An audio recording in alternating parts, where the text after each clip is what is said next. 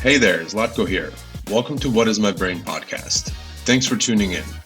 I get the opportunity to chat with fellow founders and business operators about their journey and how they got to where they are now, where they are going, and how they're going to get there. I'm planning on bringing guests and touching on topics such as running multiple businesses, executing ideas, and just spitballing about random topics and current events. It's a casual conversation, and that will hopefully bring value to anyone that decides to listen. I hope you enjoy it. Thanks for tuning in. Awesome. All right. We're back with another episode, and this time around, it's Carly, somebody that I've been wanting to talk to for a while, and the timing couldn't be better. You have a book coming out, Carly, and this is awesome. I envy that. I think that's a huge milestone for anybody.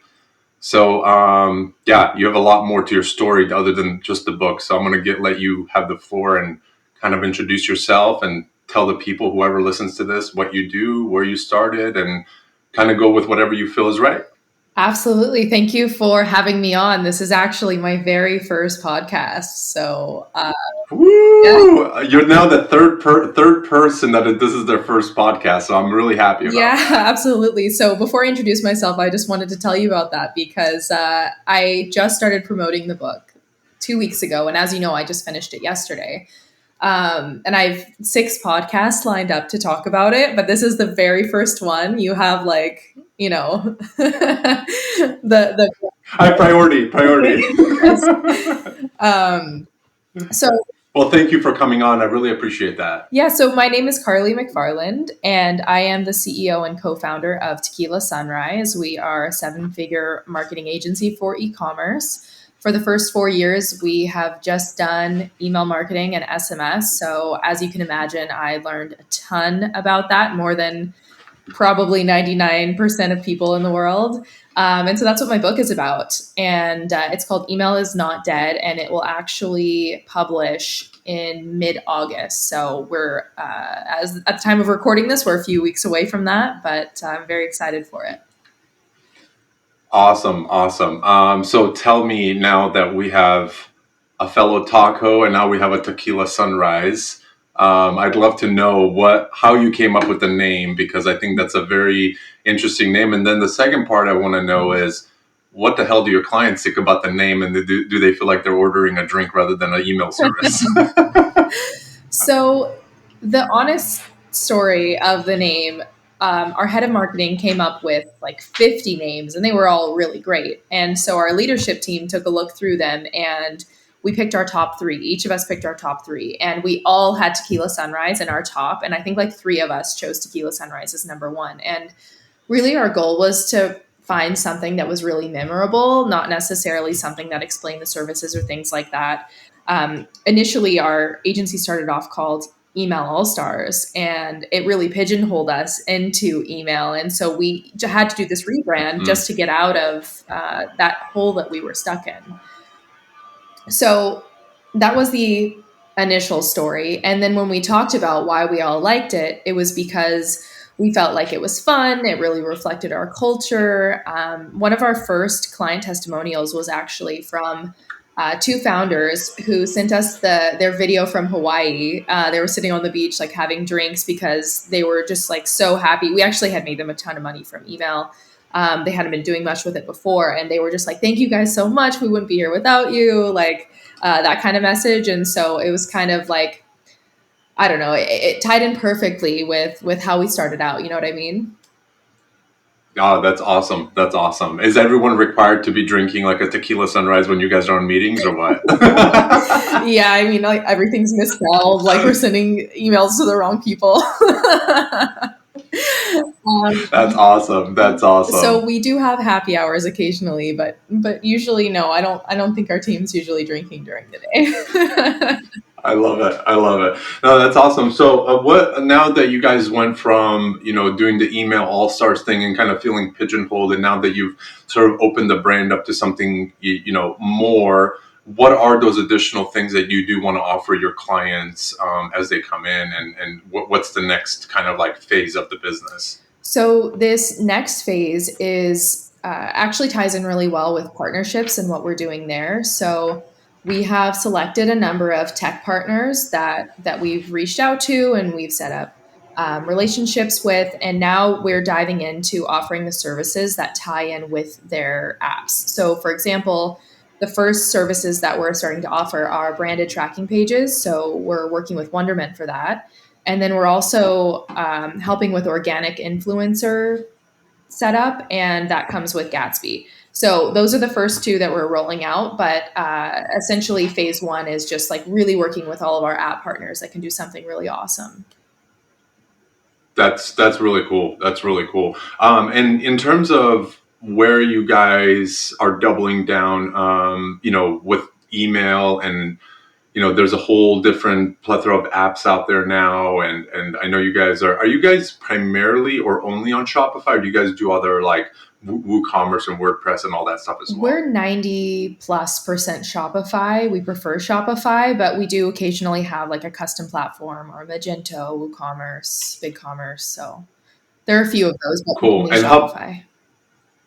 Oh, cool, awesome. And how big is your guys' team right now? We're about 30 people. Oh, awesome. And you guys are all remote, 100% Yeah, remote? 100% remote. I think we're in 12 countries now too, so we're all over the world. Oh, I love that. Mhm. I love that. Have you guys done a big company retreat yet? We would love to. You know what? To be honest, I ran the numbers on it, and it was something like 50 to $100,000 for that meetup. We really do want to do it, and I think we can make it happen in the future. So far, we've had a lot of individual team members meet up, and then we did our first full leadership team meetup actually just last month. We all went to Greece. We went to Santorini, Mykonos, Athens, and that was really cool. That's amazing. I think I saw some of those pictures. Really, really awesome stuff. So what's your I kind of want to track back. Like, what's your journey been to get into the place where you are now? Did you start doing freelance work in the beginning? Did you just kind of get roped into this by somebody and you're like, oh, I really like this? Like, what was your starting story before you co-founded the business and sort of took it to where it is right now? So my first toe in the water with e-commerce was actually at 19, which now was 9 years ago. And I started working for a logistics company. And so we worked with customers like Amazon and Google and Nike and Sephora and yada, yada, yada. But we actually were the ones who were delivering their packages. So it was not quite on the marketing side, right? But it gave me kind of like a view into how large this world was, and how many companies and people and like everything that really took to make it work. Um, so I was with that company for a while, and then I had my own company out of Compton in Los Angeles. And so every day, 7 days a week, I would go into the warehouse in Compton with my team of drivers. We'd pack up our vans and we'd be delivering packages. And I think it was like Venice area. I had some zip codes around Venice and that area. Oh, that's awesome. Yeah. So that was kind of my first toe in the water, was on the logistics side. I very quickly found out that I hated the logistics side of things. Gosh, I can't even imagine like today being in logistics, because it's gotten so much worse than it was back then. Uh, but basically, I went on to work with a SaaS company slash agency that wasn't an e-commerce, but it actually showed me the marketing side of things. And from there, went to Medellin, Colombia, lived there with some friends, and I met my co-founder. So that's really where Email All Stars and now Tequila Sunrise originally started, was in Colombia. Wow, that's amazing. That's amazing. And how long were you in Colombia for? Just over 3 months. So Oh, wow. And what did you do? Just went there for like shits and giggles and then ended up coming back with a business partner? well, I worked online at the company before we started the agency, and me and three of my coworkers, friends, moved to Medellin, and we got a cool penthouse, and living Yeah, yeah, that yeah, yeah. life. So yeah, I mean, it really was just for fun, but we were working while we were there. So Nice, nice. That's awesome. So, what's been kind of the toughest part about building this business up?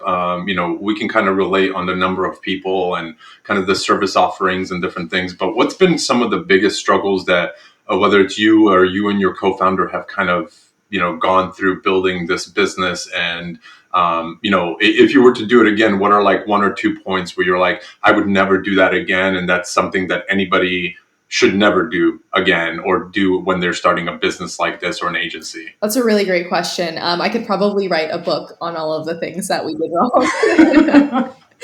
Okay, if I had to think of like the worst things that I would never do again, you know what? I think after COVID, so we lost like half of our retainers immediately, but then we grew 4 times the size in like, I don't know, 2 months. And we made a lot of mistakes in that time frame because I mean, who is prepared to grow 4 times their size in 2 months, right? But Hmm. essentially, we didn't have a proper hiring system set up. So we hired a lot of people without having the time and resources to properly vet them, to make sure that they were the right fit. Um, and we made a lot of bad hires, especially during that time period. And we got really bloated as a team. So we actually got up to over 50 people on our team. And we are now, like I said, at 30. So we're actually doing more revenue now. Our team is happier now. Things are better now. And we have, and not quite half, but we have a lot less team members. We just have things that are just way better ironed out and better processes, all of that. So that is one of the biggest mistakes I would say, is like have your hiring system figured out, know the type of people that are going to fit well with your team. Make sure that that's what they want to do, because sometimes it wasn't even that they weren't a good fit with us. It was just like, they were like, oh yeah, I don't really like this after a few weeks and then leave. Oh Um, yeah, yeah, yeah, yeah. It sounds good on paper, but when you start doing it, then it starts to become like, oh, I actually don't find this too exciting. Yeah, I can see Yeah, that. exactly. So, and then I would say another one is actually with hiring as well, because there was a time where when we would hire someone, even if they were like fully vetted and we were happy to move forward with them, if we had them start working on accounts right away and they were introduced to the client, if they didn't end up working out and we had to switch point of contact, that was really difficult on the client. And so now we've got a pretty long process where we've got multiple trials. We really make sure that this is a good fit on both sides before we ever introduce anybody to a client. And even whenever they meet them, they're starting off with basically clients that we know aren't going to go on to a retainer because they're too small. Like they really just need that initial setup, that initial help. So they'll work on those types of accounts, because if they're for some reason only with us for 6 months or a year, they're not going to be a few months into a retainer client, and then the retainer client is like, oh, I have a new point of contact. Oh, I have a new point of contact. So Right, um, right, right, right, that's right. something that I would never do again. Also, Yeah, no, no, that makes a lot of sense, and I can see those pain points because we've gone through the same exact thing. I mean, we've had especially in the PM side, it's like you hire somebody on just because like my bandwidth is being stretched. I'm like, oh great, we have a PM, throw them into the fire. And sometimes I have to take a step back because even though I enjoy being thrown in the fire and I'm kind of the person that learns like that. A lot of people aren't, mhm. and so when you throw them in the fire and introduce them to all of these things, and if they're not excited as you are about putting them in that position, then it kind of rolls back on you and be like, oh man, this is just not going to work out. They don't have the same energy or same approach, or and it doesn't have to be same, but I'm just kind of looking at it as like, be excited in your email, be excited in this, like have a little bit of that like spark to you, because that goes a long way with the client. Even if we have to kind of rotate people, whatever it is, if all of those people have one level of consistency, which is like, oh, this person either is very knowledgeable, they have that little spark, that makes the transition a lot easier. And for us, a lot of the times was like, you hear them on the phone and you're like, oh, this person would be great, and you get them to almost like write an email and you're just like, where did your personality go? Like, you know what I mean? That sort of thing. And you know, it sucks to say it that way because at the end of the day, like, you don't want to, you know, I kind of feel like I judged you in the right way, being like, oh, this is awesome, this is what we want. And then when I'm like, hey, like, what's going on here? Like, is everything cool? Like, did we miss something here? And so we've had those pain points as well. And I would 100% agree with you. I think at a remote agency, um, especially with that many people, and you know, you have clients that are paying you a lot of money, you got to be you got to walk on eggshells for a little while until you actually open that door up fully and be like, hey, you can take on this bigger client, because that ends up, that could be a make it or break it point for a lot of clients, because we've had, you know, two or three people rotate through one client, then you just start to realize the energy started kind of going down with the client as well. Mm-hmm. Yeah, and you know what? It's really important for the team too, not only for the clients to have somebody who is reliable and smart and nice to Mm-hmm. be around. Like it's like it's such a big thing for me or for our team going into an interview, and you're talking to somebody and you can see that like visibly they're unhappy or like they just don't care to be there, and that sort of attitude, like while it's not really tangible, like it really does have an effect, an impact on the team. So Mm-hmm. one of our core values is bring the joy, and like we don't want people to be fake happy. But you know Right. what? Even in like an environment where often because we're remote, a lot of our communication is done via Slack, and so we really encourage everybody, you know, like use emojis, like use an exclamation point. Realize that somebody else is not judging what you're saying through your lens, it's theirs, and maybe they're in a bad mood. Like just put a smiley face at the end of what you're saying, or just, you know, try and be a little bit more courteous than you would usually be in just speaking to somebody over Zoom or in person, um, because it makes such a difference. So yeah. Exactly, exactly, and for me, it's always I love that, bring the joy. I think that speaks volumes in terms of like the type of people that, you know, you simply even just interview. It's like, you know, tell me what you do on a day-to-day basis, and that'll tell you a lot about the person, how they operate, and how they have their schedule set up, and what their attitude is going to be like. So no, that's really awesome. The other thing I wanted to kind of touch on really quickly, before we jump into the book, is like, in terms of like the e-commerce side of things, like, what are some of the trends you're seeing right now with email, SMS, and all these, you know, formats now? You know, I'm on the side of things, like, I'm getting too many emails at this point. But then there's the emails that really catch me, and I'm like, oh, this is awesome. This is like a great example of what emails should look like, or how they should work, and all this. Um, and I had somebody else previously on a podcast that was also in a sort of this email marketing agency type of thing. His name is Brian, and you know, there's this sense of like, it's, you got to find your footing. Each brand is obviously different and all this, but what is kind of like the big overarching thing that you're seeing, that you're starting to realize the trend, and you're like, aha, I see what's going here. This is what my team is letting me know. This is what clients are expecting. Or, you know, is there anything out there that stands out to you that you see a shift happening?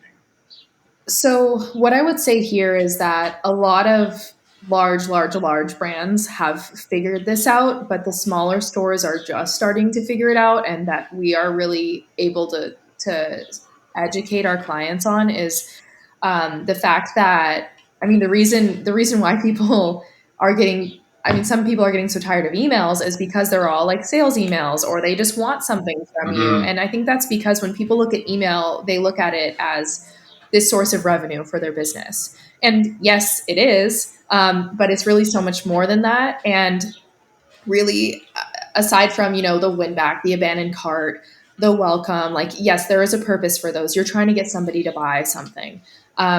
Most of your email program should not be trying to get somebody to buy something. It's really like you're holding your customer's hand, and each of them has this journey that they're going through that is educational, and it makes them trust you. And actually, I want to give an example because I talked to Eli from Jones Road Beauty, I think it was last week.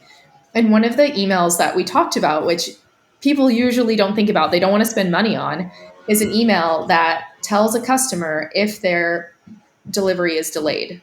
And so, literally, just it could be even in plain text, just letting you know your delivery has been delayed. We are on it, and we'll let you know as soon as it's been delivered. This is what we're expecting, whatever. You can set this up in an automation. He said, I think his term was like, we're making silly money from that email. And Yeah. giving them bad news, Yeah. right? I want the brand to tell me that my delivery is late and not be sitting there waiting. It's the same thing with like normal customer service. Like you even if it's bad news, you want to know. And so I think that that's something really important that people are just starting to realize. They're focusing on customer service with platforms like Gorgeous and even with Wonderment for those like type of delivery Yeah. shipment notifications. And they're starting to see email as more than just like a tool to make quick money. Get those 10 basic highest performing, highest ROI email set up for me. And they're seeing, okay, let's build trust, loyalty, credibility. Like let's Hmm. become friends with our customers. Like that is really the trend that I see emerging right now. Yeah. So be human. Don't be a fucking robot, basically. Yeah, and stop asking me to buy stuff. Exactly. Exactly. And yeah, and I think that there's going to be a bigger shift happening with that, I think, as well, just because of the basis of, a lot of people. I mean, I unsubscribe probably from 4 to 5 emails a week, if not more sometimes, just because I'm like, it's the same repetitive shit every single time. And I bought something and yeah, you want me to buy more. And it's like the ones that I really love. I don't know if you've ever purchased anything from Sticker Mule. No. Have you ever purchased anything? Okay, the most plain text email that you can ever see. No graphics, no nothing. It looks like the founder just wrote it up really quickly. And it's any hyperlinks in there, just like hyperlinks. There's like, I mean, it's to the point where I'm like, you got me to buy every single time you send me an email, I buy something just because it's personal. And so I love that you said that. And I think that that whole your delivery is going to be delayed is genius, because I think at the end of the day, that's where clients feel that sense of trust, and where those touch points come in at is very, very important. And how they're, how they're approached without, hey, your thing's delayed, but go check out one of our other products. It's like nobody wants to hear that shit. Like, just tell me that my stuff is delayed, and tell me that, thank you, and Mhm. that's it. Like, even send me a quick text message. That's the text message that nobody's ever going to care about receiving. They're just going to see it and they'll be like, "Oh, this is awesome. They sent me this. Mhm. Cool," and move on to the next thing. And so, Mhm. I love that.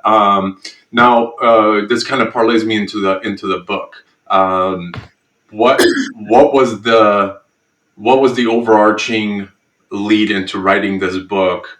Where does the frustration come in with, like, naming it email is not dead? Are you getting a lot of people giving you pushback and like, hey, like, email's dying out, you need to focus on this? Like, I'd love to know the little bit of backstory on the title, and what made you, kind of go into writing the book.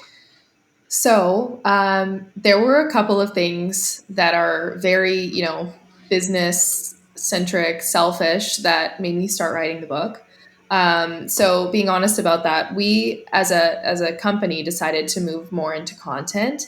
And so this was something where I was like, okay, what are other people not doing? Like, what is not out there? I actually ordered like 10 email marketing books off of Amazon and I read them all in like a weekend. And I was like, nope, Yeah. threw them all out. I was like, these are all awful. And then I was like, okay, no competition here. So I started on the book. I mean, in conjunction with that, I also have always had a dream of making Forbes 30 under 30. And one of the requirements is that you make an impact in your industry. And so I have all of this knowledge that I've personally led the strategy with more than 200 brands. My team's worked with more than 500 brands. Like I've lived and Wow. breathed email marketing for more than 4 years now, like half a decade, which is Yeah. crazy. And so I have all of this knowledge. But the wild thing about it was when I started writing it, I was like, okay, I'll write this in like 2 weeks and it'll be done. And then I've worked more than 600 hours on this book. It took me five Wow. months, like almost. When the ideas just start flowing, it just keeps You going, know what? huh? It almost wasn't just like ideas. It was, the quote that says something like, you never truly master something until you teach it. So, Yeah. despite my half decade long experience with strategy and email marketing, until I actually started having to explain the why behind things, I I never really like fully put those thoughts together, I guess. And I think we do that a lot in marketing. Like there are best practices.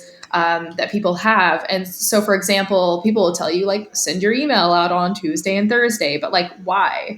Why would you tell somebody Yeah. that? And so that was never my personal philosophy, but there are things like that within email marketing where people say, oh, this is the best practice. But whenever you have to teach somebody something, you have to explain why. So I started really going down a rabbit hole of like, why do I think this? Why do I do this thing? Yep. Like, what else do I not know about this? And so the amount of research that I ended up doing on top of just the experience I had gained was really what ended up taking me so long. Excuse me. So you asked me kind of like why I started it, and Yeah. what it's about. And so I started it for some selfish reasons, and then throughout the process, I really started doing some critical thinking about like who am I even writing this for? What is my purpose with this? And there are a few things that I realized. Number one, knowledge transfer. I have all of this knowledge, and now even like quadruple the knowledge that I had before I started writing the book. But I don't, I usually don't work with brands one on one anymore. My team works with brands. How is my team Right. going to get the same knowledge? And I think there is a really, really, really big problem with knowledge transfer within agencies. Mm-hmm. Um, and I think this is really going to help with that. I've already had some people read through it and say like, "Our this is going to be mandatory reading for our team because this just gets them like miles ahead of where we could ever get them in months of like one-on-one hand holding." So I think knowledge transfer is big. And then I've talked to some brand owners, and what they've said is like, I mean, they've been people who are using agencies and not even our agency. But basically, they're like, this is a way to keep agencies accountable because, yes, I have this brand. I haven't had to do email marketing myself. I've been lucky enough to have something that worked, that hit it off. I didn't have to grind and do it myself. But now I have this tool that can help me talk to them, can help me ask them questions, can help me verify that what they are saying is true because face it, like there are what 10,000 plus email marketing service providers in the e-commerce space. Like they've just come out of like the woodworks since COVID, and half of them are beginners, and they Yeah. don't necessarily have that expertise and have that knowledge. And I think a lot of them, um, I take that back. Maybe some of them don't realize that what they're saying may not be true or that what they're doing could actually be harming brands. And I think on every level, like this is a way for people to make sure that whoever is managing their email marketing program is doing it with some sort of guide or is doing it with some sort of, uh, yeah, guide, I guess. Guide is the right word. Yeah. Yeah. No, that's awesome. And I think, we run into that, just to relate to that concept of keeping people accountable. It's like, and I'm sure you've been in this position as well. A client will come to you and maybe say, oh, you guys are either expensive or we're just not ready for that size of like a budget or whatever that might be. It's usually financial for the most part. And then they'll go off and they'll work with somebody that maybe is not at your levels, that hasn't been doing it that long. And not that person's doing it good or bad, but what happens is that they end up usually landing on a single individual freelancer. Mm-hmm. And what that ends up usually happening is that whatever that freelancer implemented for their other clients, they're just kind of duplicating that because why? Because they don't have enough bandwidth to do unique experiences from a brand to brand level. There's a level of, I think, foundation where you do certain things for everybody, but then there's also a very differentiating level of like how you approach that, what they actually need help with, doing a proper audit of what's already there, and all these other things. And for us on the development design side, and even we do Klaviyo email marketing work, is that we get this sort of thing. They go to that freelancer, and then they come back to us. Now they've already paid them.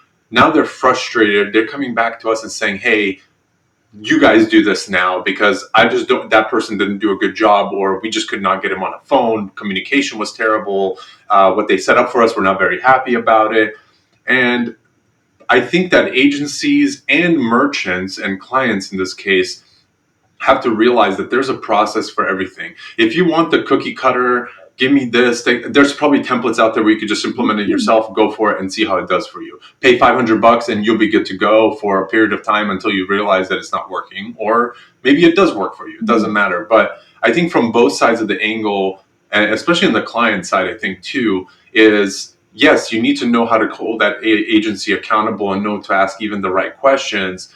But I think also on the client side, the patience is a really, really big thing of understanding, hey, this person's actually trying to make this process unique for our brand, our experience, what we currently have. And that I think needs to be taken into account, because at the end of the day, you're going to be unhappy all the time if you're constantly like, we need this done tomorrow. We need this done tomorrow. It's like, the shit doesn't, there's copywriting. There's, there's a level of graphics. Are your product images even good? Like, there's so many little components that you have to take into consideration that, most people are just going to be like, well, that stuff doesn't, like, don't hire the expert and then tell the expert what to do. Like, just trust them to a certain level, and you can have collaborative effort and all this other stuff, but understand that you hired us to do the work, and now just let us do the work. And then if you're not happy, we can have a different conversation. But if you're going to be sitting here and poking us every time, and why did you do, like, that's a whole different experience. And those are the clients that we actually don't take on anymore, because it's just, you can read that, like, I can raise that red flag from the first call, and I'm like, we're not working with this person. Like, and I tell them straight up, I'm like, hey, this relationship is not going to be good. And so I'm glad you're holding the agency accountable, but I feel like there needs to be almost like a one sheet for like clients to look at it and be like, okay, I shouldn't do this, I shouldn't do this, and that sort of thing, and to realize that they need to be held accountable as well. It's really it's such a tough place for small brands to be in, because the people like us that have the experience, have the knowledge, have the ability to really guide them strategically, like, our prices are just not, they don't work for a lot of brands. Maybe they only have $1,000 right now to put towards their initial setup. And I want to say that, like, for those brands, like, I'm sure that they can find freelancers and small agencies who will only charge, $1,000 for the full setup, that can maybe help them, like, get that first leg up if they really don't have the money. Because there's a difference. Like you said, there is some cookie cutter stuff that every brand needs. And yes, hopefully they customize the copy and the graphics and all of those things. But that's kind of your first step. And you do need to take that first step. Obviously, you need to make sure somebody's doing it right, so it doesn't have to be redone in the future, which happens often. But it is a tough place for people to be in, because you even think about, you get those basic email set up for somebody. Maybe it's in an initial onboarding package. And I'll be completely honest, in our first few years as an agency, we worked with a ton of very small stores. And they had the money to do the initial setup, but they really don't have the money to go and spend another $2,000 on shipping notifications. Like, for them, it's just not worth it at that time, or for them, they don't see the value in doing that. There's a lot of other priorities, right, when you're small and starting out. So, yeah, it is a tough place, because, you want to set up this 100 email beautiful flow for all the different customer journeys and all of this stuff. But, like, you also have to be realistic about the budget. So it's a really interesting place that brands and both marketers, like, find themselves in. So I think it really is those larger brands with the big budgets that have the luxuries of building these beautiful email marketing programs out. So yeah, there was issues on both sides, right? I guess the book was really just trying to help level the playing field just a little bit. Yeah, absolutely. I always say, if you help 1% of the people, or even just one person, you've done your job, because at the end of the day, you that's all you have control over, is the content that you put out, and hopefully help somebody. And if it's meant to be a leg up for somebody, and they take that and they run with it, then you've done your job. So no, I'm super pumped to see the final product and everything. And how are you planning on, what's your kind of distribution model, and how are you planning on kind of parlaying this? Are you going through a full publisher? Are you doing self-publishing and then selling it through something like, whether it's like a Gumroad or whatever else it is, or through your agency website? Like, what's your goal with this, and how are you approaching that, like, stage of the process? Yeah, so I think a lot of it will end up being organic after the initial launch. So when I wrote the book, it was just me head down for like 5 months. But in the last 2 weeks, I started thinking about, okay, how am I marketing this? What am I doing here? And I started working with a bunch of partners, those same tech partners that our agency is going to be partnering with. And I started asking them, like, where can you provide extra value, or where can we have a conversation and teach something maybe a little bit more that maybe you guys know super, super well because this is all you do. And you have some stats to share, or you have this, or you have that. And so there are actually a number of those partners that share some insights throughout the book. And so when we first launched, I have quotes from like a lot of the CEOs of these bigger tech companies in e-commerce. So like we've got CEO at Gorgeous, CEO at Justuno, CEO at Gatsby, CEO at Segments. We got the co-founder at Klaviyo. We've got all of these companies that have kind of come in and read the book, that are behind it, and now are in the same space. So they've got the same target market as I do. And this book really helps people. It's not selling our agency at all. I don't think I even mentioned the agency once, except for in like my bio. Yeah. It's really all just about helping people. And so I think there will be a lot of promotion from our partners. I'll be promoting it myself and building a YouTube channel off of the back of it. It's going to be on Amazon. It'll be, I think, in Target. So there are a couple things like that happening. And then I want to start speaking at conferences. So really the rest of my year is just going to be around PR and reaching out to partners and getting on podcasts. Like I said, I've got now another 5 podcasts lined up that I'm going to go speak on and hopefully reach more people, because what started as something really selfish ended up as something really, really beautiful that is not out in the world today, that is genuinely going to help a lot of people. And like I couldn't be more happy with how things have turned out and the feedback that I've gotten so far. And so I'm really excited to start getting it into people's hands. And I really think that once they see it, that they will share it in their circles, because it's not a puff piece. It's not a sales piece. It is genuinely going to be such good content for people. And I can vouch for that because I've seen it. So I definitely can agree with that. And no, I'm super pumped about that. And I'm super happy that you actually made it on the podcast out of like all the stuff that you have going on, and that you get to, get this out there. Like I said, I've been in the mode of, for a very long time, and more so now, any way I can help people from my experiences.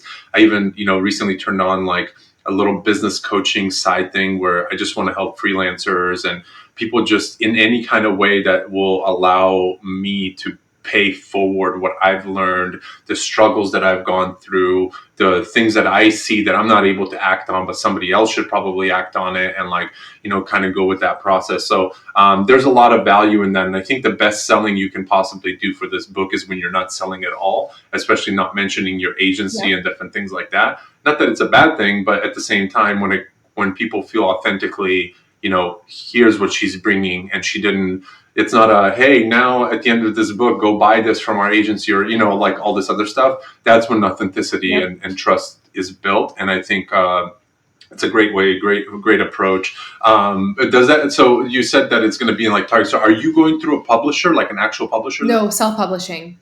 Yeah. Oh, self-publishing. Okay, cool. No, that's awesome. And how were you able to manage getting into like Target? Like, what's that process like? I'm really curious. That is an amazing question. So while I am self-publishing, I actually am working with a company of guy that I've known for a long time. His name's Chandler Bolt. He has the self-publishing school. And so I went through his company, and they've actually had a course that I went through that kind of taught me the proper way to put the book together, how to find the editor, the formatter, like the ISBN numbers, all of these important things. And they're actually the ones who are actually getting it up on Amazon, and they're getting it into. I don't remember exactly where they were putting it. I think it was like Target and maybe Barnes & Noble, something like that. I have to clarify. But yeah, so they're the ones who are actually helping with that. But I will let you know as soon as I find out what the process is.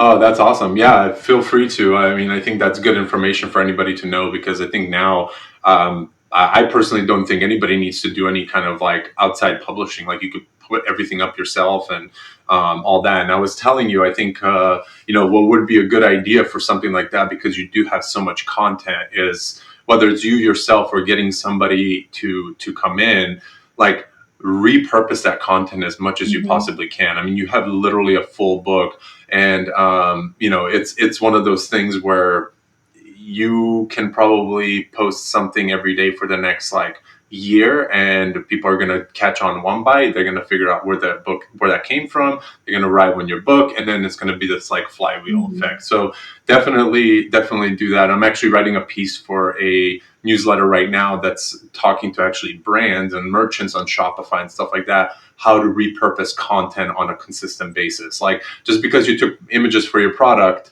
or you wrote a product description or whatever that is, you can take that and flip that so many different ways that allows you to repurpose that content. So no, I think that's really awesome, and big congrats to you for putting your head down with everything else you have going on and writing that book. I think that speaks a lot about just where you want to be and the goals that you have, and that's really awesome. And what made you want to try to hit the 30 under 30 for Forbes? Like, was that always like a goal as just a human, as a business person, or did that just come about when you're like, hey, I can fucking do that? You know what? I've actually had the goal since I was in high school, weirdly enough. Back when Oh, I knew nothing about business, back when I was working in a pizza place, like I knew that one day I wanted to make Forbes 30 under 30. I've always had this like insane grit. And, you know, oh, so I was working with my team a little bit through the preface for the book, and something that came up through like me sharing my story, my backstory, and all of these things was um, that I have a little bit of neurosis. They think, and a little bit of an inability to adjust. So like. If you know my story, I know you know a little bit about it, but it was a like very rough childhood. Um, and the only thing that I could do to control my environment really was to just be really successful at anything that came in front of me. And I really would only work on things if I was really good at them. So I was just really good at all the things that I did. If I wasn't good at it, I didn't do it. So, like in school, with high school, getting a 4.3 GPA, and I would be wow.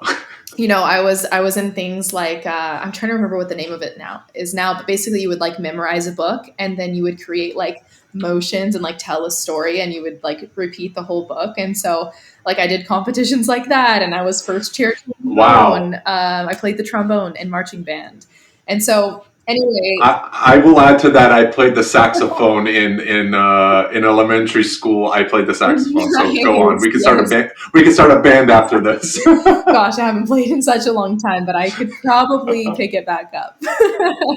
Yeah, because you're good at it. So essentially, like I just had this like very weird thing about me as a kid where like I just needed to be like the best at everything. And it, unfortunately or fortunately, double-edged sword, has not left me as an adult. So yeah, I was like, okay, well, I got to make the list. So here I am.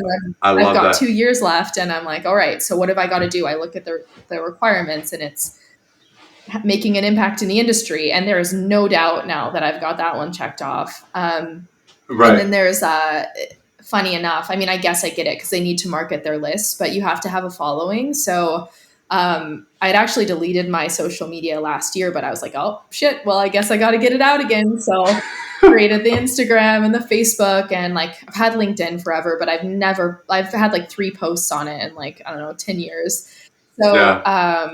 I don't know how long LinkedIn has been around. Maybe 10 years is too long. But Yeah. you get what I mean. So I've been working with a personal branding expert, and they're like, okay, you've got to do this many posts a week on LinkedIn, this many on TikTok. Your YouTube page is starting. Like, make sure to do this many videos. And so hmm now I'm really working on that follower piece. And like you said, I've been seeing you use your content across multiple platforms. That was a really great idea that you gave me. So that's something else that I can do. And basically now I just got to start putting out a ton of content. So here we go, start of it. Yeah. Hell yeah. And like I said, for the podcast and everything, we do a good amount of promotion around this. Happy to send you obviously any clips, any videos that you want. You can use it however you want. But I would definitely say get your processes right, because writing content, especially since you already wrote a lot of it, but I think the biggest thing that I've learned over the past few months about just putting my story out there and trying to, like I said, the goal at the very minimum is to help one person, has been to really know how to format and how to make it digestible. A lot of people missed the boat on writing these long posts using, bunch of big words.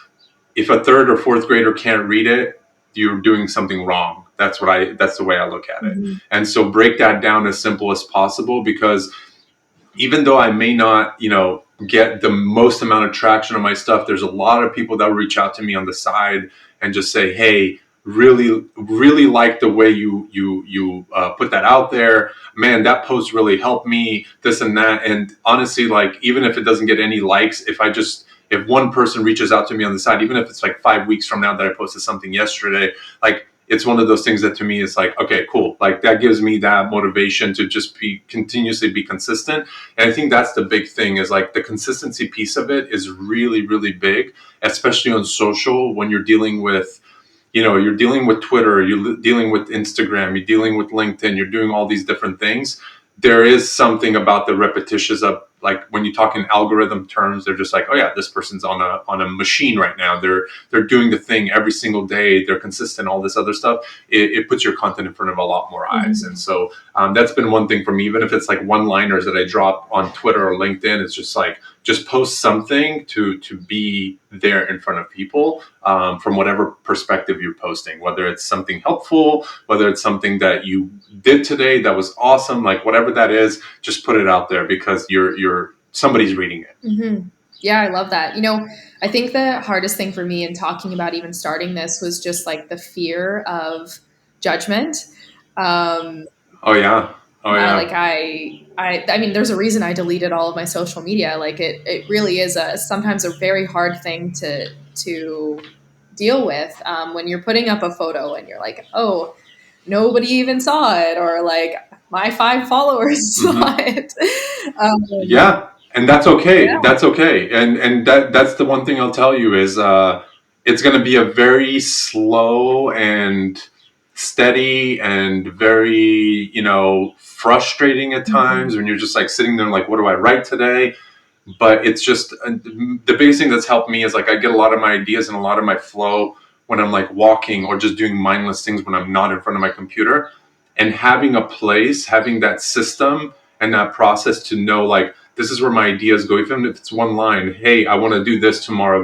When you go back to it, it triggers a whole different perspective in your mind. You're like, oh damn, I did talk about that. Like, I can't tell you how many times I look through my notes, and I'm like, oh my God, I said this like a year ago. This is crazy. I didn't even think about, you know what I mean? Like, and so keep a notepad. If you're a writer, write it down, keep something in hand, because I'm telling you, once that idea or that thought is gone, it's very hard to pull it back in, if you don't have it written down somewhere, especially with all the things that, you have going on and I have going on and all these other things. But I'm actually, for that same reason, in August, I'm actually joining a audience building cohort, which is, I think, only like 7 days, and it's all about growing your following and building that audience around whatever niche you're focused on. So for me, it's, entrepreneurship and giving people tips and different things, and so that's one thing I really want to push forward, because I'm really looking forward to, going more lean with everything that I'm doing, and building a self-sustaining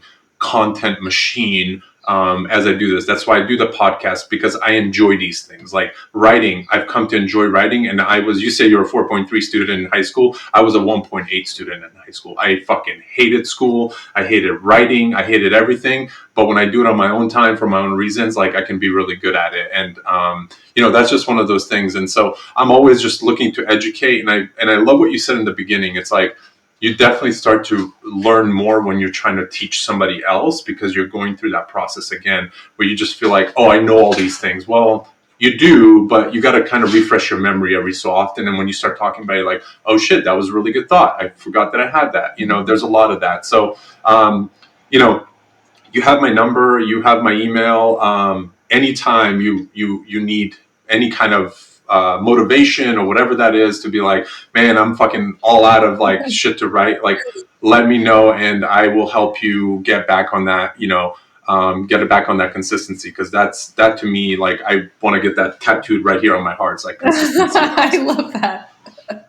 Yeah, it's trickled in so many ways. I started doing a writing cohort and started doing, like, 30 pieces of writing in 30 days, and you have to publish everything publicly. The minute that I started doing that, I mean, even on those days where I get back and I'm tired and, drained, and I don't have any creative thoughts and all these other things, 11 o'clock at night, 10 o'clock at night, doesn't fucking matter. Post it, get it out there, write something, and do it. And honestly, that has changed so many things for me across my personal life, my business, and everything else, that it is the most powerful tool. Between that and my ADHD, I think they're the two most powerful tools that I have that continue to let me do what I want to do going forward. That is a brilliant idea, actually. It gave me a good idea of, once the book is live, to take like 30 days of taking like a little snippet from the book and sharing it and being like, that's it. That's exactly what I was telling you. Repurpose that content. Yep, that's it. That's beautiful. I love it. Let's do it. Yep, and I will engage with your content. I will help you get it to as many people as possible. And like I said, once it's out, I'll drop it in my newsletter. I don't have that many people, but it's better than nothing. And so whatever you need from me, I told you, it's all here. And anything that I can help you with, I'm happy to as well. I've written it all down painstakingly, so. I love it. And hey, listen, there might be a second book somewhere in there too. You know what I mean? You might find a topic that people relate to, and you're like, oh my God, I could just double down on, SMS now, or whatever that little factor is that people catch on to you. You don't know till people have it in their hands. Funny enough, I actually am going to have to release a new edition of it every year, because things are changing so quickly. New software, new capabilities. Like it really is advancing that quickly. So absolutely, I'll definitely be putting all the rest of my research in there. Yeah, absolutely. No, this has been awesome, Carly, and I really appreciate it. Is there anything else you wanted to touch on? Anything that we missed? Anything that, triggers your curiosity? Anything of the sort? You know what? We could probably talk forever. I mean, you and I talk all the time, but I feel like this has been a great session. I feel like the stuff that we talked about was perfect. So no, nothing else awesome. At this time, but I'll give you a call right after this. I love it. Well, again, I really appreciate you being on the podcast. Thank you for, allowing me to be the first person to get you on a podcast and start promoting your book and all this other stuff. So that's really awesome. And, go ahead and I guess just put it down one last time, tell them about the book, the name of the book. And I think this will probably get released around the same time. So we can kind of plan on it being a little bit of hopefully a marketing vessel for you as well. Amazing. Yeah. So the book is called Email is Not Dead by Carly McFarland, and it will definitely be up on Amazon. So check it out. Or if you just want to email me, I'll just send you a copy. I love it. And then your agency, tequilasunrise.com? .co. .co. You couldn't get .com, I'm sure. Yes, it was already taken, unfortunately. Tequila Sunrises are very popular, so. Yeah. I can imagine. No, that's awesome. Well, again, thank you. This been a great session, and I will chat with you very soon. Yeah, thank you so much. Have a great day. Well, you made it to the end of the episode. Thank you so much for tuning into What Is My Brain podcast. I hope you enjoyed it, and I hope you got some value out of it. Make sure you hit the subscribe button or the follow button to get notified when new episodes are live. I'm out. Thank you.